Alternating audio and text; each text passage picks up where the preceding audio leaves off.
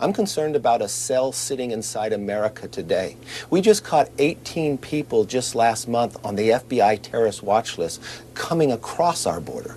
More than 160 have done it this year, a record breaking. When we're looking around the Middle East and the uprisings popping up around Europe and others, they could be sleeper cells right now in America, but this administration has done nothing to change what's happening on the southern border.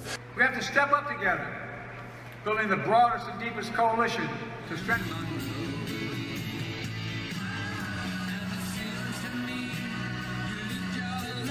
We start this noon with a significant development in the case of a man found dead at an amusement park in Glenwood Springs. Investigators just revealed the man was dressed in tactical gear and was found heavily armed with guns and bombs. Our investigative reporter Jeremy Hoholike here with the latest details in this case at Glenwood Caverns. This is all very alarming, Jeremy, honestly. Yeah, we should start off by saying there's really no threat to the public at this moment. But this revelation certainly raises all sorts of questions. And this news also indicates that this man had plans to do something quite devastating here. So let's begin how this all unfolded starting on Saturday morning. Someone found a man's body inside the Glenwood Caverns Adventure Park.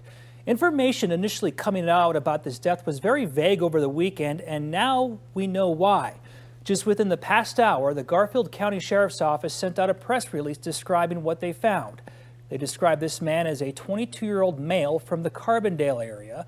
The Sheriff's Office says he was dressed in black-colored tactical clothing with patches and emblems that gave the appearance that he was with law enforcement. The man was, quote, heavily armed with a semi-automatic rifle and handgun with numerous loaded magazines. He was also wearing body armor and a helmet. Investigators say they also found improvised explosives devices on him and in a car associated with him. The bomb squad had to disable these devices over the weekend. The press release also contains this alarming statement that says in part, quote, the suspect could have implemented an attack of devastating proportions upon our community and our first responders. We began with a warning from the FBI director after a Jordanian citizen living here in Houston was arrested for looking into how to make bombs and supported killing Jews. Our Matt Doherty is live in Spring tonight with new details in the case you first saw here on KHOU 11 News. Matt? Yeah, this is one of the gun ranges where the suspect practiced firing weapons. The feds say he took video of that practice and posted it to social media. That's what first put him on the radar of the FBI.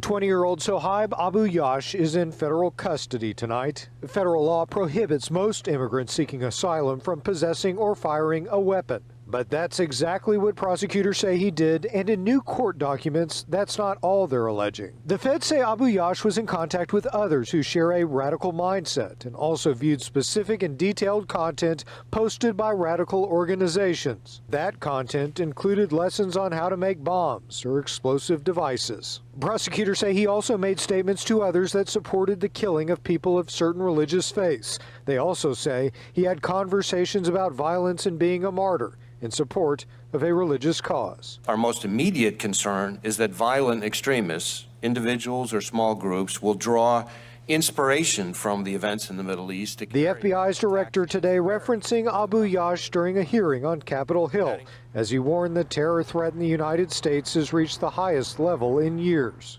Today we visited two Houston area gun ranges where prosecutors say Abu Yash trained. The first, Saddle River Spring gun range in Spring. The other in Northwest Harris County at Range USA. No one at either location would speak on camera, but according to court documents, they've cooperated with federal law enforcement. Not far from Range USA, we found the Northwest Harris County home where Abu Yash lived. And although there were people inside, they would not answer the door. Neighbors told us they had not heard anything about his arrest or the alleged extremist threat living right next door.